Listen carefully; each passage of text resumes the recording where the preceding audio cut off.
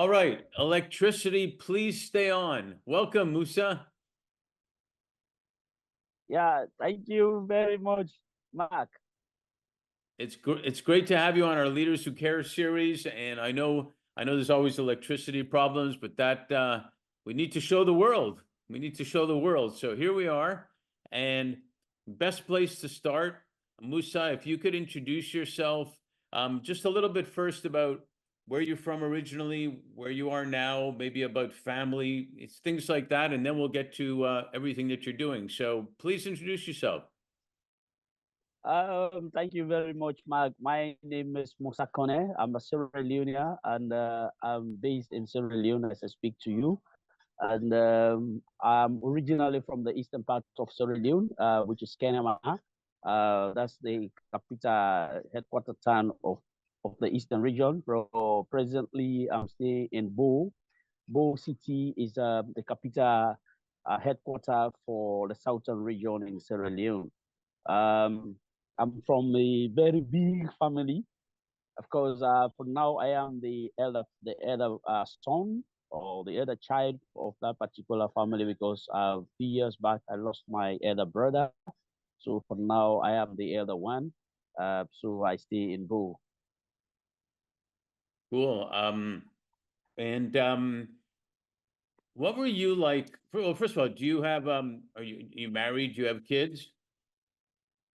Well, for now, I'm not married. I'm not married for now, For now, but good. I'm That's trying good. to work on that. Yes. Do you have any prospects? Yeah, I'm trying to figure it out. It's not easy, but I'm trying to figure it out.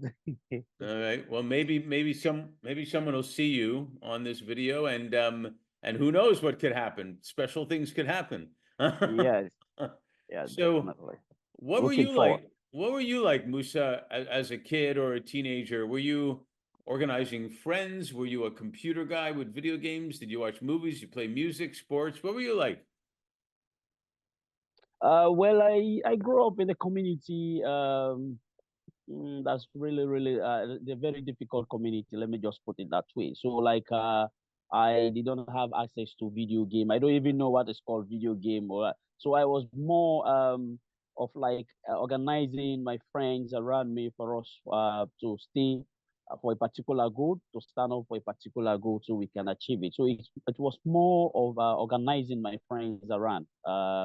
I didn't have time even to go out to play. It was just more of like bringing my friends together. We plan things and work on it.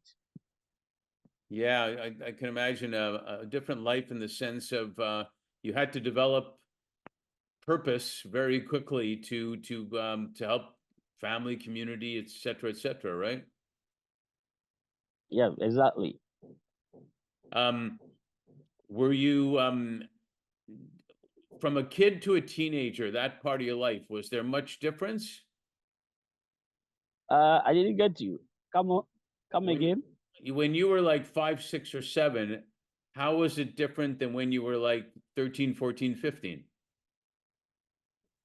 Well, when I was like 5, 6, I didn't have too much responsibility to carry. But like when I started getting to 7, 8, 9, 10, from the family that I'm coming from, I start getting some key responsibility to carry out. So that was the difference. At the earlier age, there was not that too much responsibility because people have to do things for me.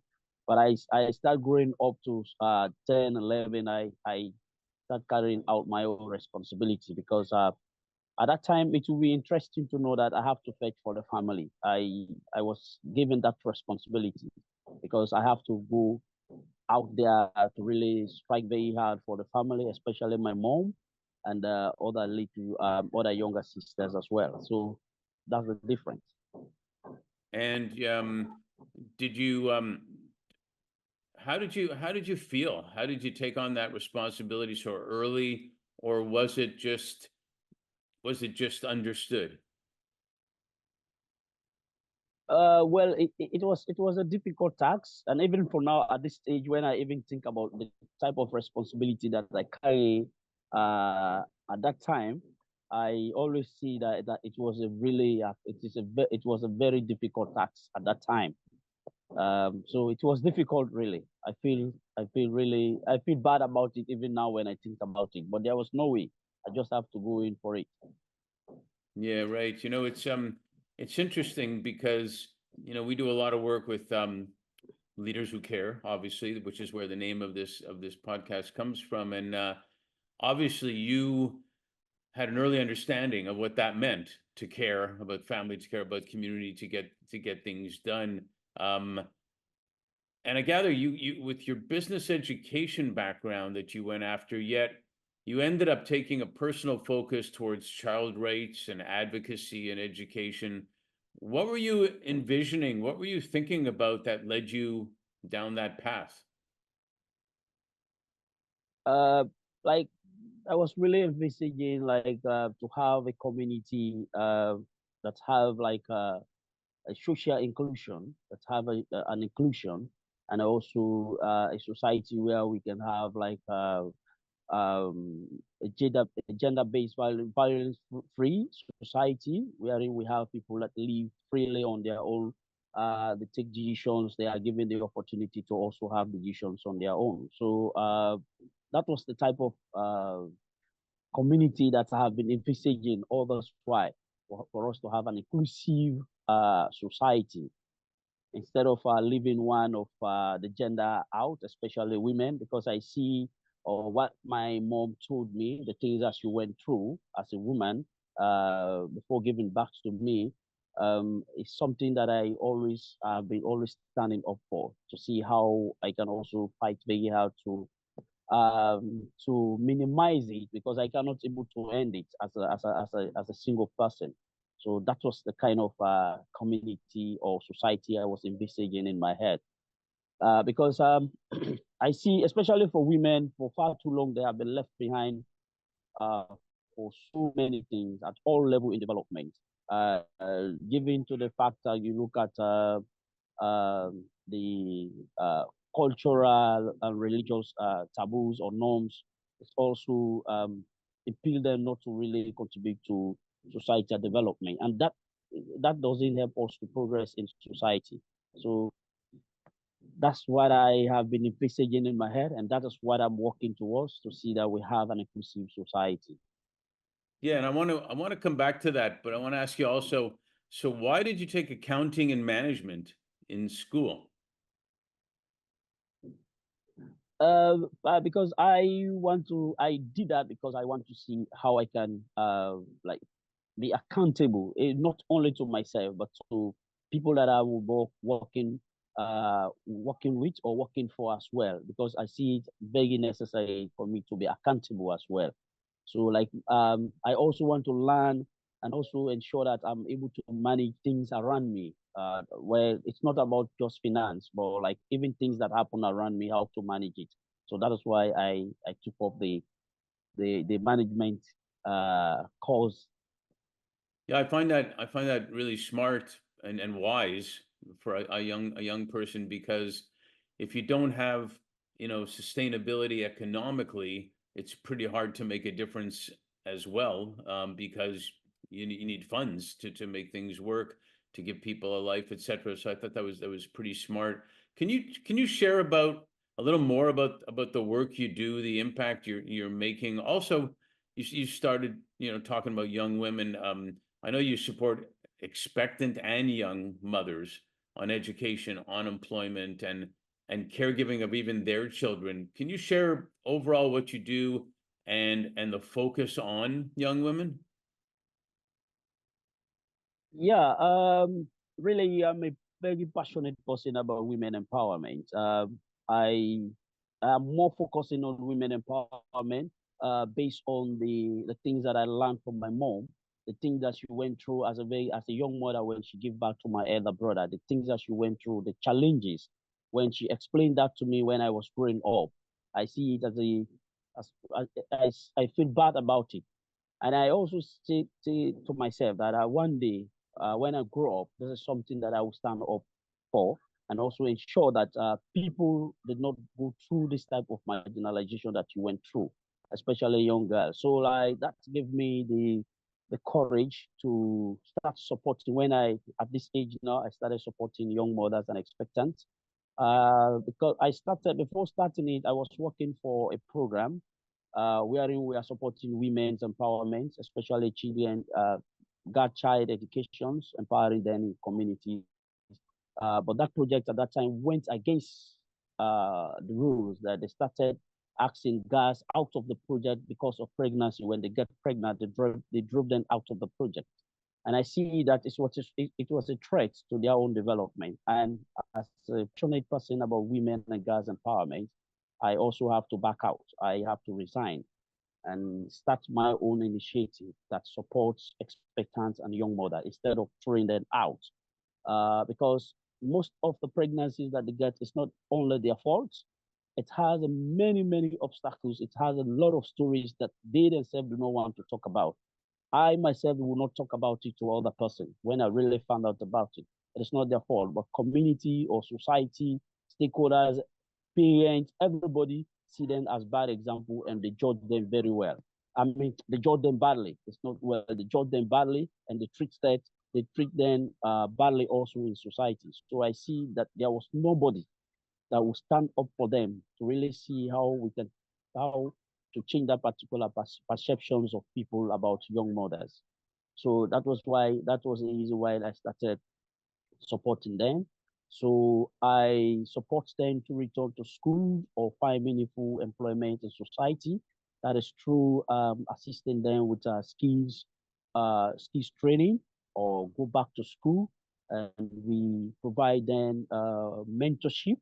The mentorship is because most of the guys who have been driven from home and they have been living on their own, they have been totally lost focus and they also they lost track. So I have to bring them back on track. So the mentorship is there to really help them to feel back, to regain the confidence that yes, I can do it after that. So and we also do family tracing and reunification, like I mentioned earlier. Families see girls who get pregnant at early age at bad example. So many out of 100%, 99% of families drove the girls out of home. They ask them out of their houses to go and stay on their own. And you can see it's a double marginalization. It's double discrimination. I always call it that way. Because if you have uh, early uh, initially women are marginalized. And if you also find yourself now as a young mother that do not have any support from any other person, either family, society, everywhere you find yourself, even people always want their kids not to even make them friends, not to be friends with them.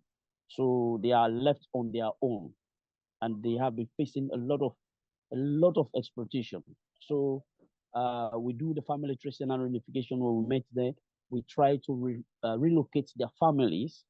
We talk to the families to ensure that they accept them back so that we can really look out for something important or meaningful, something in society which we can able to put them there. So change that perceptions and also change their looks about how community look at. So that is why we do. That is the family tracing and reunifications.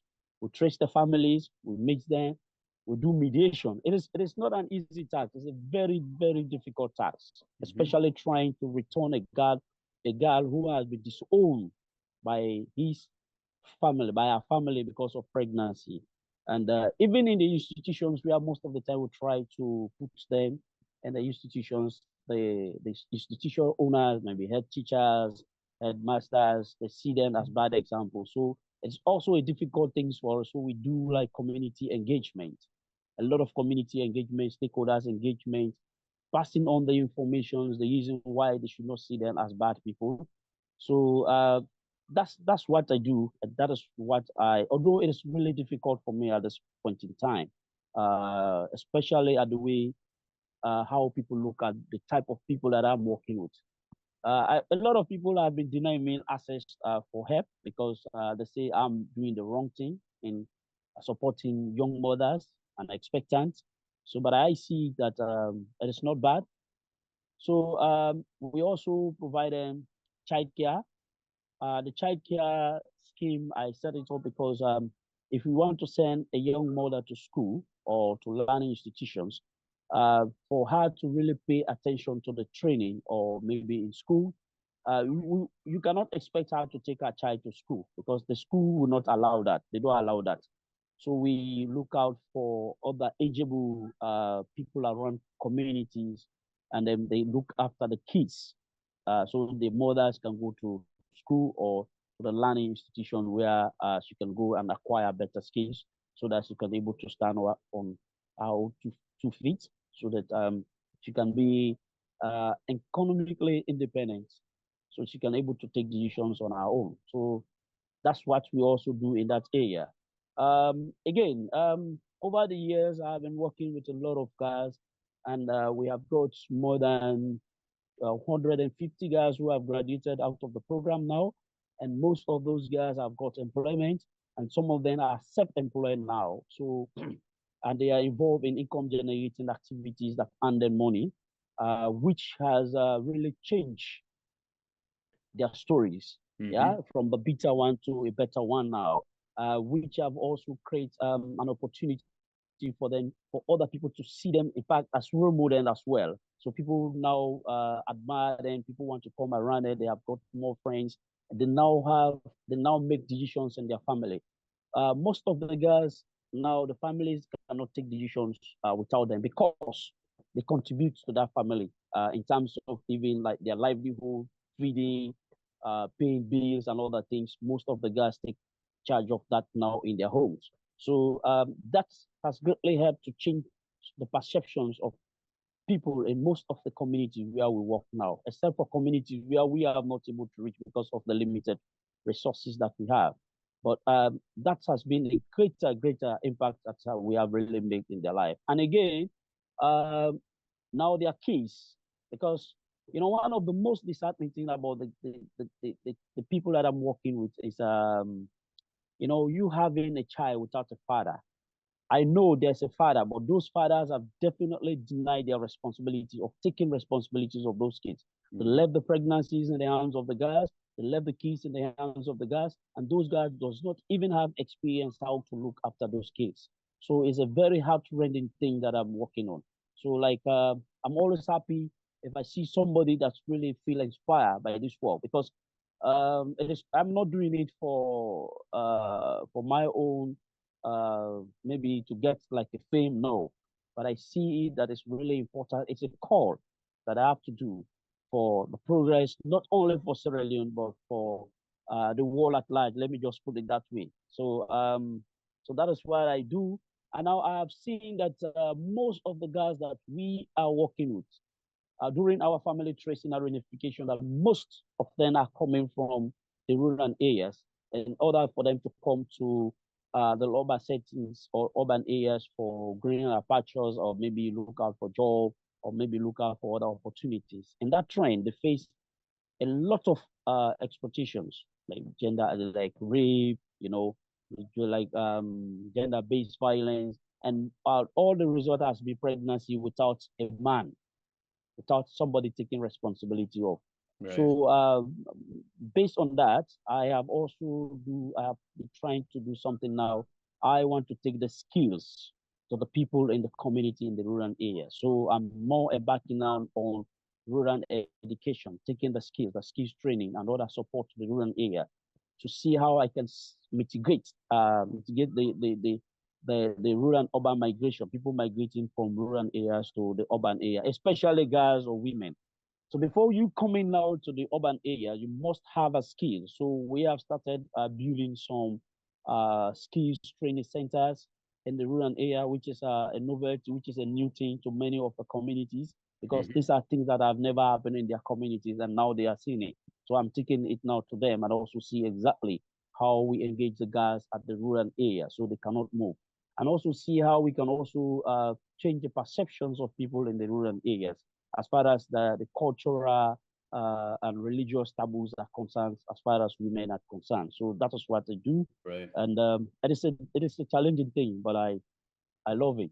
No, it's definitely a challenging thing, especially where you are, but it's such a critical thing because you know, every person has value, and every mother, every kid that's born could be the next person to cure a disease, could be the next person to, make a difference around the world doing something else. And um, so it is super important. And the education, not only of the mother, but between 0 and 3 years old, education has been shown to be really important for young people. And I'd like to introduce you to somebody that leads a whole program teaching women, new mothers, on how to act with their 0 to 3 year olds to help them advance at the same time. It's called Gift Connect. I'll do it after we do this conversation.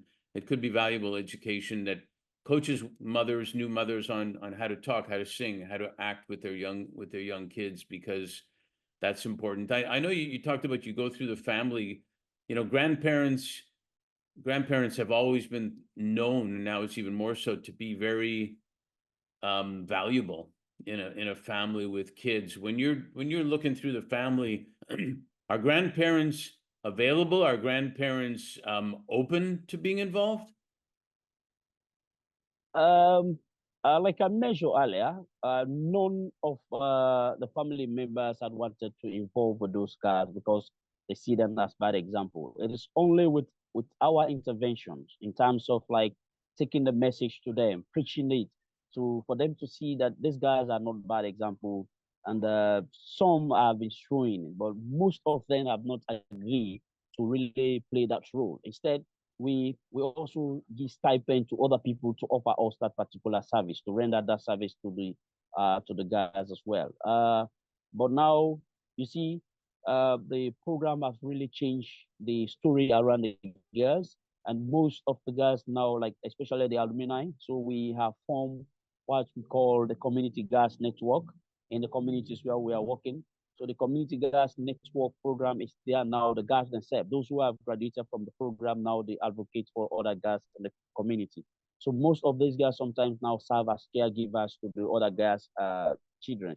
And now they are also helping us to even push more of a message to their parents, because they are now seeing the type of change that is happening in the life of the guys. So most have started coming in now to help. But like for now, we pay most of the caregivers for them to just give the caring to those to the kids as well.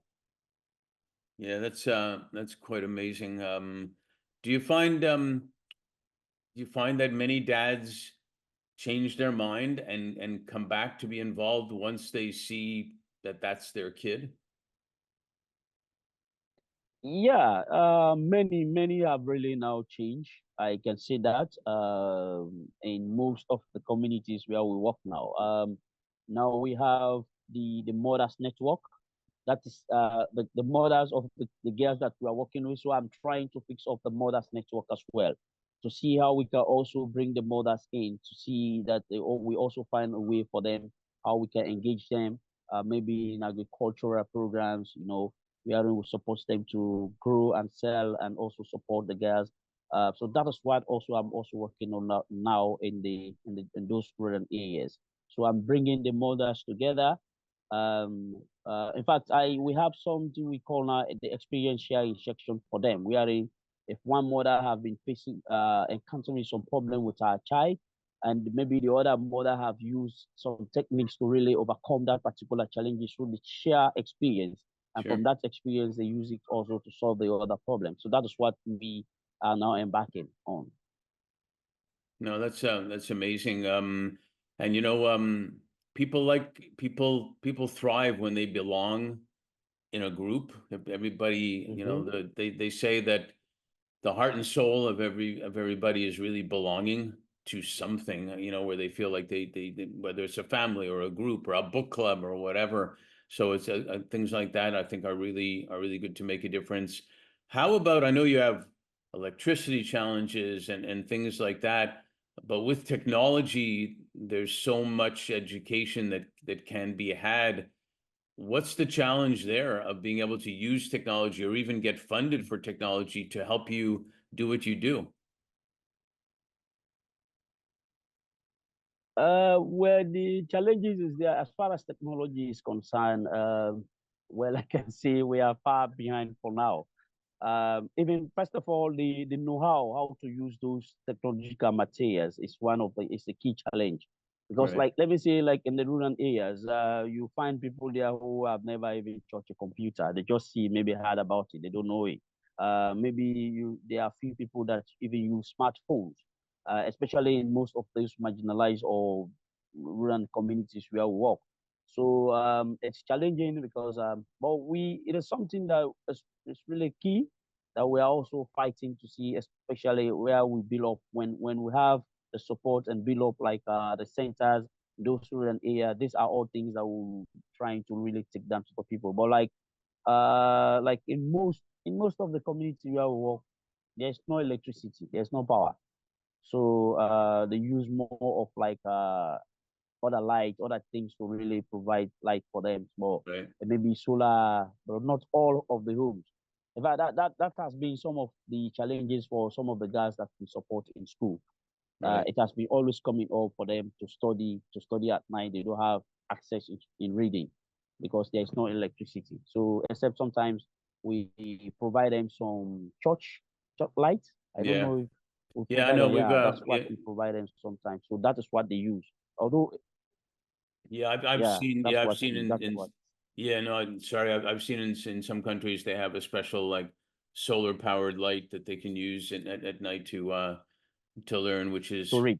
which is amazing, and it should tell people around the world not take for granted what they have. That's for sure. Definitely. It's I love crazy. that. Hey, how could people that are seeing this, people that are listening to you, how could they potentially help? Well, there are many ways to help because we are limited in resources. When I talk about resources here, it's not just about money, Right. but even the technical know-how is also something that is very key.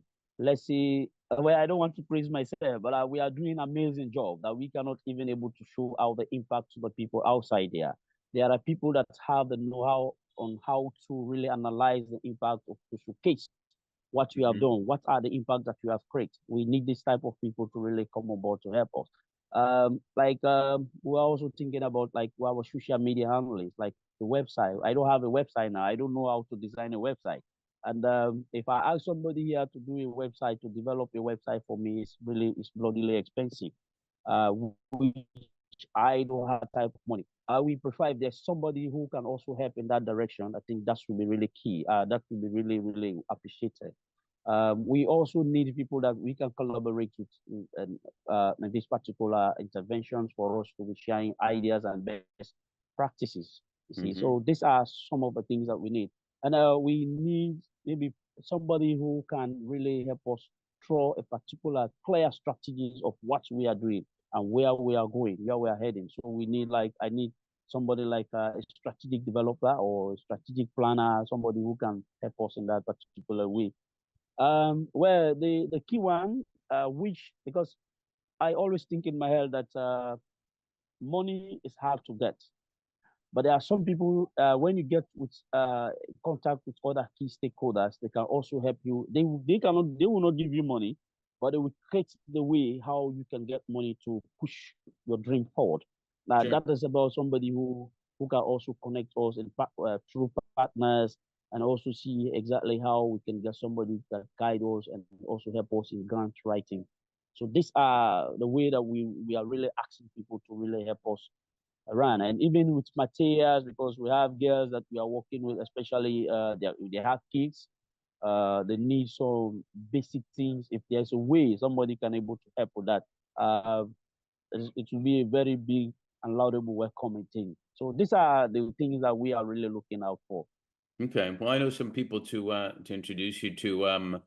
You are doing an amazing job, and I guess it was Abigail that introduced us, right? Yes, sir. Abigail. How do you know her?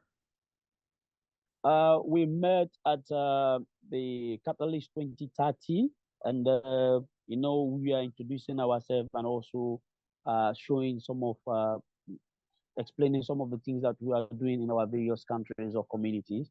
So when I explained the things that I'm doing, I think she was really inspired by it. And the other time that she called me, fortunately, I was in the community trying reunifying 7 girls at that time. It was the most difficult time at that time that she called. So I have to put it on record. She really see what I'm doing. I've sent her photos of what I'm doing. Um, so she's really inspired by it, and she has been really trying to connect me with people. And one of the key person that she thought of was you. And I think she will be really happy and see this as a dream come true. For me talking to you today. So I also want to say thanks to her. No, well, you know, she's Canadian, I'm Canadian. What can I tell you?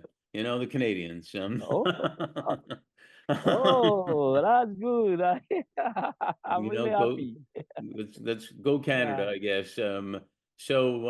Last question I want to ask you here is, with everything going on, I mean, the last few years there was COVID and all the challenges and things that you go through. What are you most grateful for? The first thing, and then what are you most hopeful for the future? Well, one of the good thing that I was really happy about or grateful for was when throughout COVID, the young mothers, we are able to support them throughout COVID in the sense that all learning institutions were closed down in Sierra Leone, but the continuous learning, they continue their own learning. We are supporting them.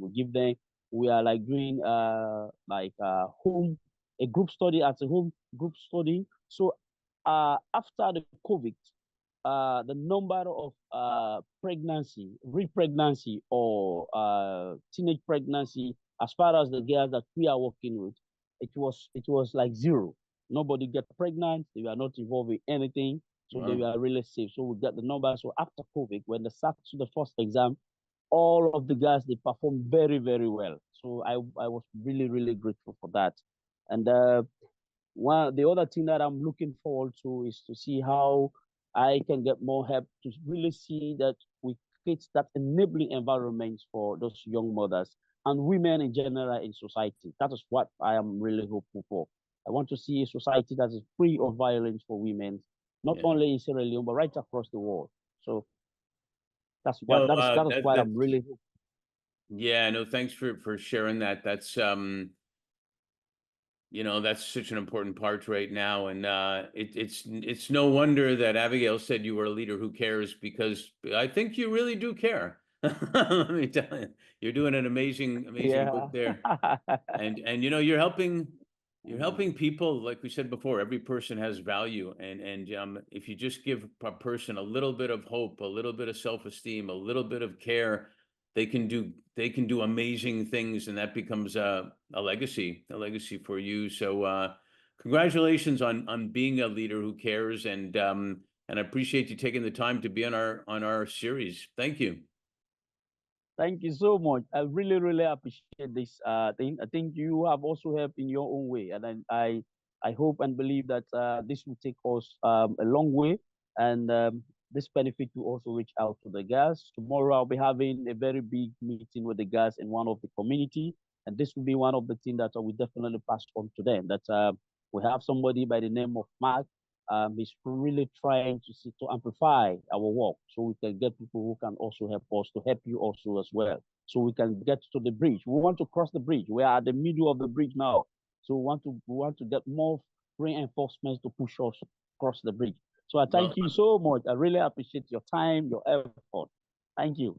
no, my pleasure. You're doing a great job, and keep going up. And hopefully soon we'll even get to have some of the women on as well to share their story.